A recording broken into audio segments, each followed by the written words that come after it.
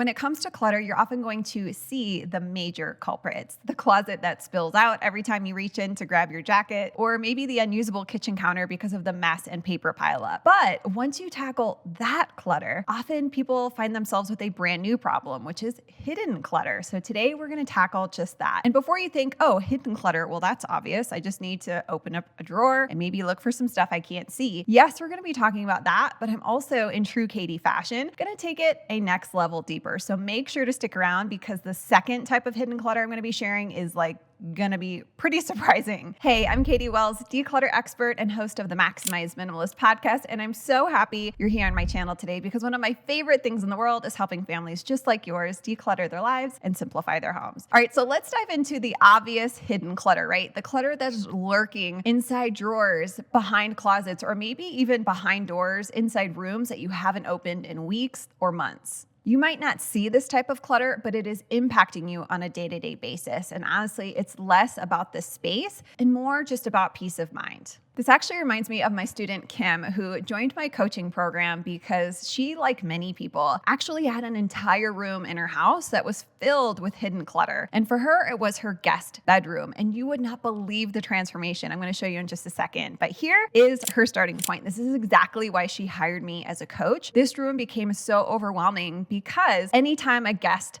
popped over or anytime she had something that ended up inside of her home that she didn't know what to do with, or she procrastinated and just didn't want to find a home and put it away, she'd open up this door, toss it in there, shut the door, and next thing you knew, boy, this room was a disaster. We've all heard the phrase out of sight, out of mind, but I want to remind you that this is not the case with clutter. It can be out of sight, but it stays in your mind and it impacts you. And when Kim hired me, she said, Katie, every single time I walk past this room on a day-to-day basis, multiple times, I feel my stress levels rising in my body. I feel my anxiety start to rise. I feel like this pressure, like, oh my gosh, there's this big project I know that is looming behind this closed door, right? Her mind and her body knew, even though she couldn't see it. And that's when it gets tricky about clutter, right? Even if we don't see it, it's a signal to our brains that there is more work to be done. It's this constant noise and distraction in the background, and that is so mentally exhausting and depleting. Okay, so now check out Kim's after photo. And actually, since she took this photo, the rest of those pile of boxes are completely gone. But the idea is,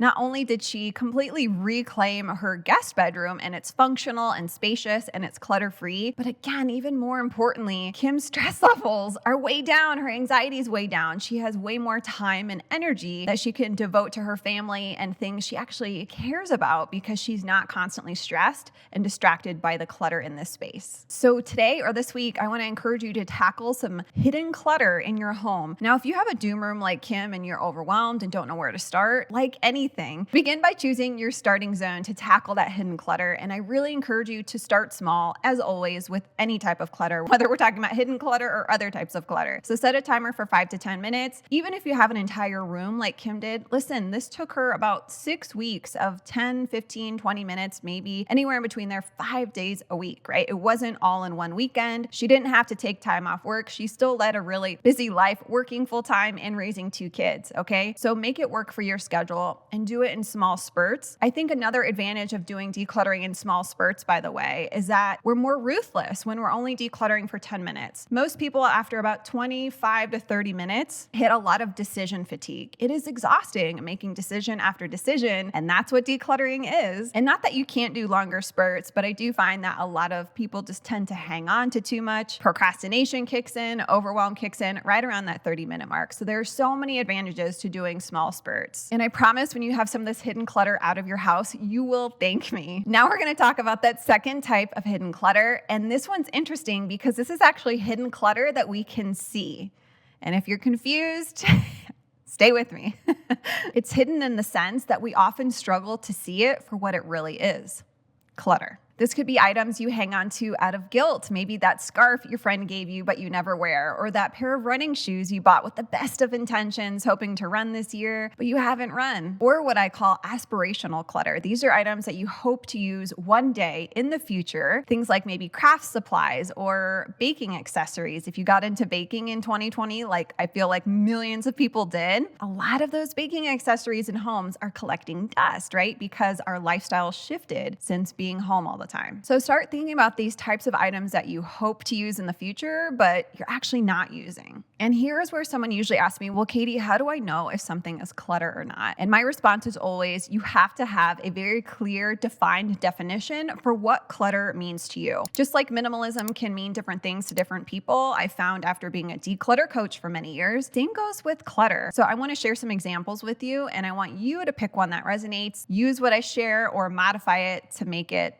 align with you. So the obvious way most people think about clutter is disorganized excess, because that's how it's defined in most dictionaries, but I want to encourage you with going a little bit deeper. Clutter is excessive possessions that are stealing our lives, our time, and our energy. Clutter is anything that leads to a feeling of disorganization, or clutter is anything that we no longer use or love. And it's interesting because once you have that definition in place, it's a little jarring, because when you apply it to some of these types of hidden clutters we're talking about, it's like, ooh, that definitely falls within this clutter category. But then what do? Our mind typically starts to negotiate the situation, right? Like, ooh, but that costs money. Ooh, but I might use that one day. But the reality is this type of clutter we're talking about, this aspirational clutter or second version of hidden clutter, can be the bulk of clutter in most people's homes. So do not underestimate this one. And this is where being honest with ourselves really shines. What do a lot of us do? We said, oh, if I only had more time, I'd be baking more. This stuff isn't clutter because I want to use it one day. But 9 times out of 10,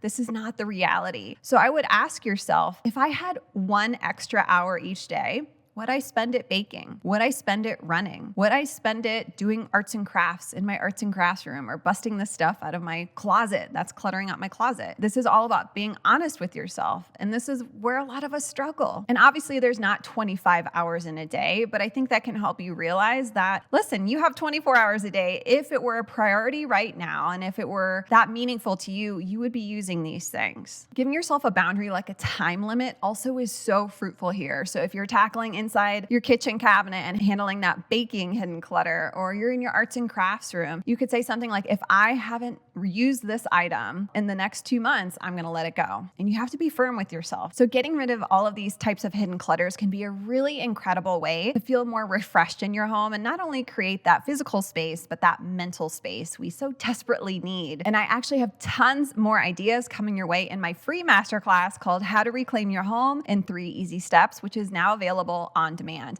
I don't know how much longer it'll be available, so make sure to watch it ASAP. Inside the free class, I'm going to teach you my game-changing strategy you can use right now to immediately gain momentum. You can use this if you have a messy family, tons of kids, a messy home. It doesn't matter. You will love it. I'll teach you how to make tangible process in just a few days, even if you're a beginner to decluttering. And you're going to know why those trendy organization methods and conventional declutter strategies will continue to fail you, and what you should do instead. I'll put that link down below, and I hope to see you in the free class. Bye.